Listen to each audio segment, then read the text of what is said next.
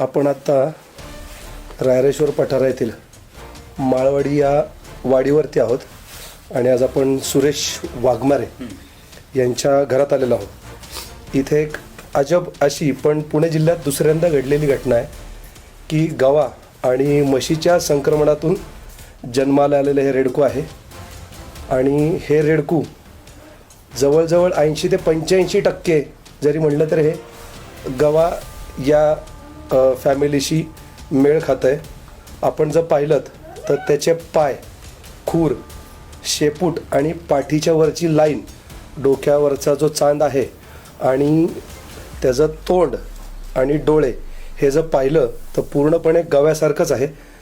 आणि जर आपण त्याची हाईट, त्याचं वजन हे जर निश्चित करायचं आणि तो गवा आहे हे सिद्ध जर करायचं असेल तर त्याच्या आधीच 15 दिवस आधी जन्माला आलेलं हे रेडकू आहे, जे आपल्या साध्या म्हशीचंच आहे.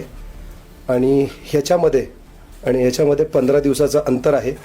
हे साधारणपणे 1 महिन्यापूर्वीचं रेडकू आहे. आणि त्याच्या शेजारीच जे आपल्याला काळं दिसते रेडकू, हे रेडकू जवळजवळ 1.5 महिन्याचं आहे. पण त्या 1.5 महिन्याच्या रेडकापेक्षा हे रेडकू जवळजवळ 3 ते 4 महिने असल्या एवढी याची साईज आहे.